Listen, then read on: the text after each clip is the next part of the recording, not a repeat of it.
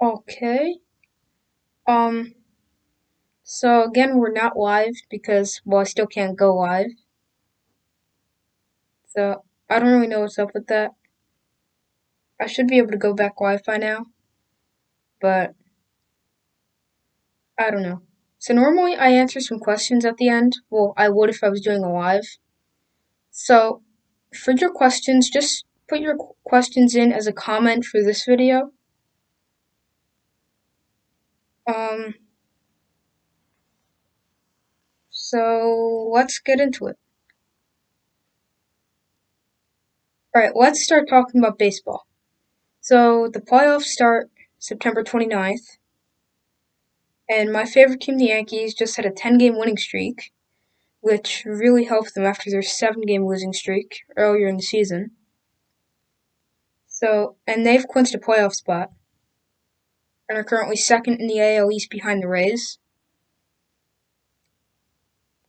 So then, other teams who've clinched playoff spots are the Rays, who are in first place of the AL East, the White Sox and Twins. White Sox are first in the AL Central. The A's, they've actually been the only team to clinch the division. They clinched the AL West. The Dodgers and the Padres.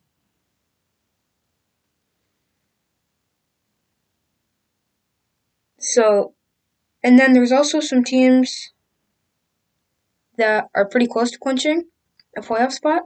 So, for example, the Indians, they can clinch with a Mariners loss. And then other things that can happen relatively soon is the Braves, they can clinch the AL East rather soon.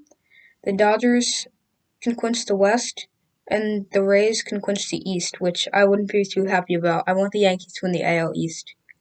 But it wouldn't really matter because as long as they're in the playoffs, they're in the playoffs. And they've got a good team, so they can. I feel like they can beat anybody.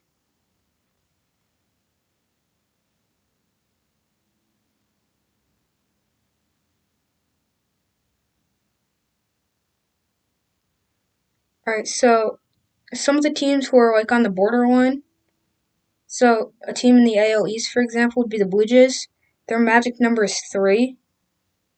So I think the magic number means that's the amount of wins they need. So like the Blue Jays are going to need 3 wins to make it to the playoffs. And then the Indians' magic number is 1. The Astros is 4. I hope the Astros don't make the playoffs, but if they do, I hope they don't make it very far. They're cheaters. The Braves, their magic number is 2. The Marlins, it's rather weird because, well, they're the Marlins and they're horrible. So their magic number is 6. The Cubs, their magic number is 2. The Cardinals, their magic number is 8. And the Brewers' magic number is 7.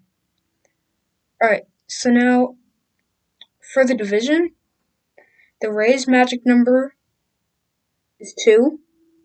The White Sox magic number is 5. The Braves magic number is 3.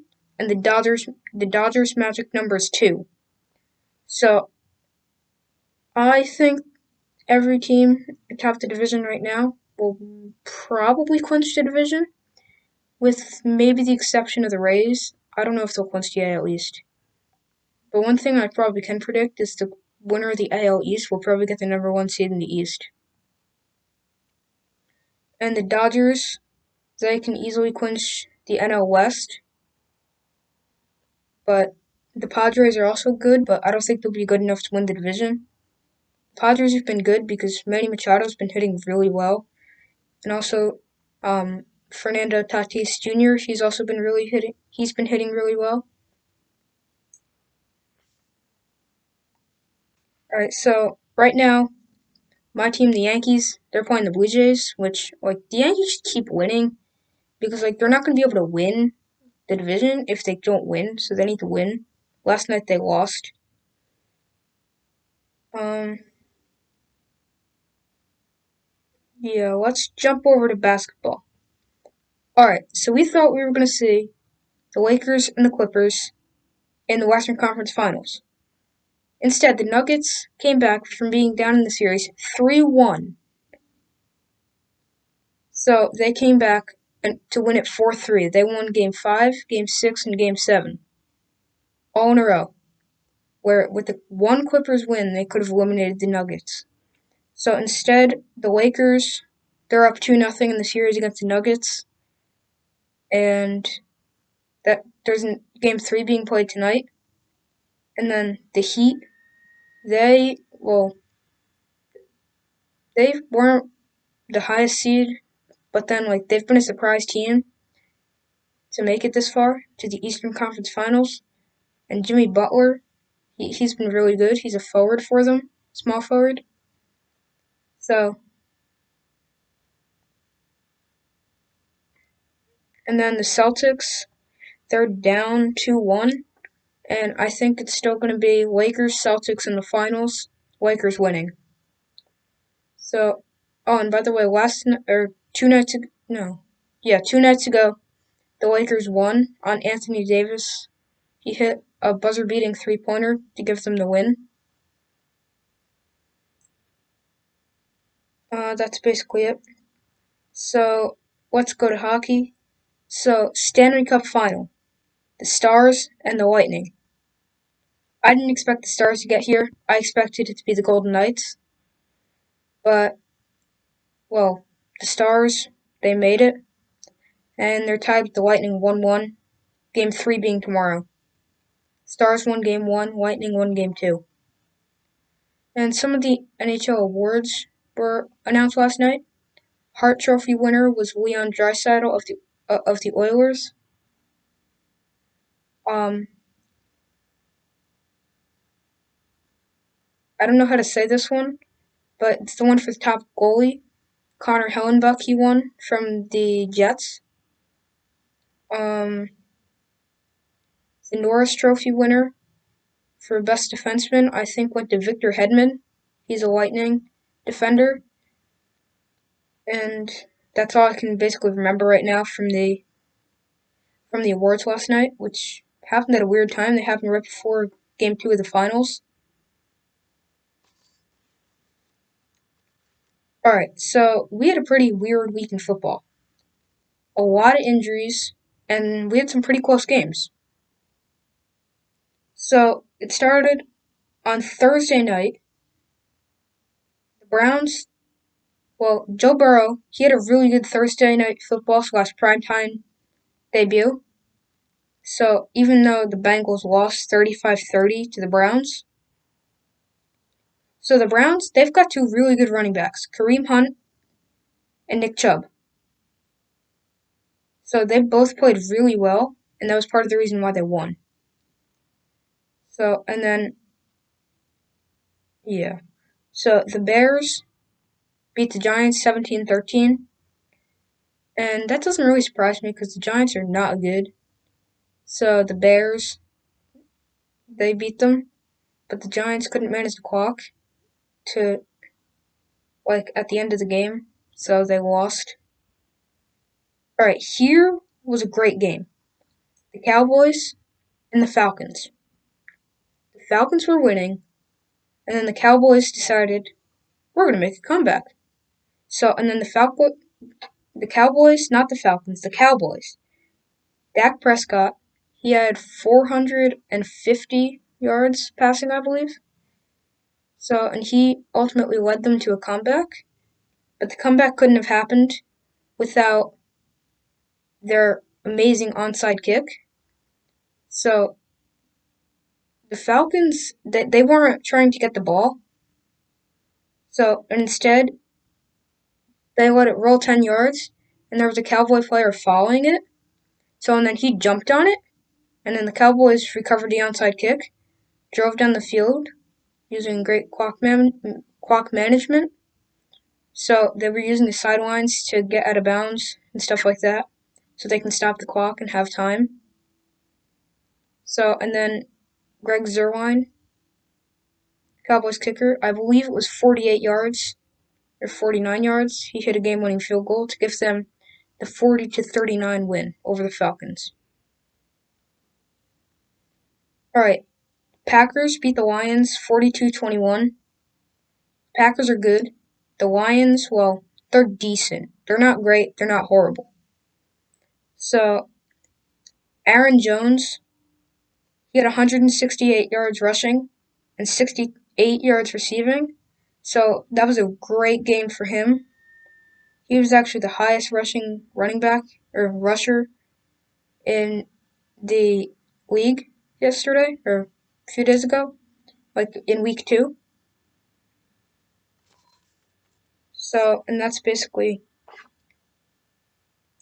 So now the Titans, they beat the Jaguars 33-30, and Steven Gostkowski, he hit a 49-yard field goal with a minute and 36 seconds left in the fourth quarter to put the Titans up 33-30, and then the Titans defense was able to keep the Jaguars from scoring, so they won.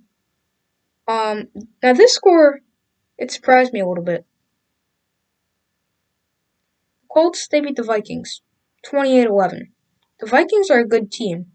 They've got a good quarterback, Kirk Cousins, good running back, Dalvin Cook, and they've got a good receiver, Adam Thielen, and a great tight end, Kyle Rudolph. So I'm kind of surprised that they lost, but the rookie Jonathan Taylor out of Wisconsin, he was drafted by the Colts this year. He had 26 rushes for 101 yards and a touchdown. So that was a good sign to see him get going after being drafted, because he was great in college. All right. Bills beat the Dolphins 31-28.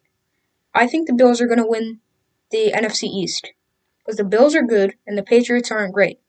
And the Jets and Dolphins, they can't contend for the AFC East. So Josh Allen, he played like an MVP candidate yesterday, or Sunday. He had 417 passing yards, and 153 of those yards were to Stephon Diggs. The Bills got him in a trade in the offseason from the Vikings. So Josh Allen played really well, and he's a big factor of why they won because he had 417 passing yards. All right, Tom Brady and Leonard Fournette led the Buccaneers to a win over the Panthers. So, and after losing the first game, everyone was like, "Is Tom Brady still Tom Brady?" And yes, he's still Tom Brady because he led them to a 31-17 win over the Panthers. All right, two teams, the Cardinals and the Washington football team. Cardinals, they beat the Washington football team 30-15. I don't know how they got 15. That's a rather strange score for football. I mean, I guess you can have a 2-point conversion after a touchdown and then normal touchdown. So Kyler Murray, he played really well. He threw the ball well. He ran well. He ran for a few scores. I think he ran for 2. And he led the Cardinals to a win. All right, the Chiefs and the Chargers needed overtime. So Justin Herbert, the rookie, he was taken with, I believe, the 7th overall pick by the Chargers. So he got the start for the Chargers because Tyrod Taylor, the quarterback who was planned to be starting and who started week 1, he was out with, I think it was a rib injury. And they only found out moments before the game. So Justin Herbert, he played well in his NFL debut. Patrick Mahomes also played extremely well. And the Chiefs needed overtime to put away the Chargers. Harrison Butker, the Chiefs kicker, he made 2 58-yard field goals, one of which didn't count because the Chargers called a timeout. So, and then the second time he kicked it, he made it, which ultimately led to the Chiefs winning in overtime.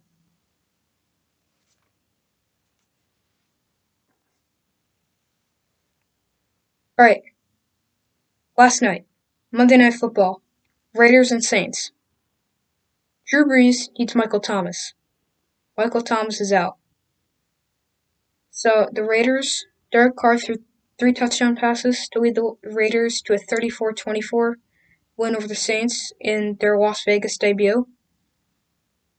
Um, Darren Waller, the tight end, he played extremely well, and he was one of the only receivers slash tight end slash running backs with over 3 targets. There was also a lot of injuries week week 2. So this week in football, Devontae Adams, he left the Packers game against the Lions. He left the game with a hamstring injury. Saquon Barkley tore his ACL and he's out for the season. Courtland Sutton, the Broncos wide receiver, he tore his ACL and is out for the season. Christian McCaffrey, he hurt his ankle. Nick Bosa, he tore his ACL. And 49ers running back Raheem Mostert, he sprained his MCL, which is another tendon in your knee. And then Broncos second-year quarterback Drew Lock, he hurt his shoulder in the Broncos game against the Steelers. And Tevin Coleman, he also hurt his knee. Jimmy Garoppolo also got hurt, but there's a chance he can play in week 3. Sterling Shepard, he hurt his toe in the Giants game against the Bears. So the 49ers, I believe they beat the Jets 31-13. So that should basically do it for now. So make sure to like and subscribe. And for more sports predictions, in fact, I put my football predictions here. Go to my blog, superfan.sport.blog. So that's where you can find more sports predictions and analysis and more. So that's basically do it for right now. And so like and subscribe. Check out my blog. So goodbye.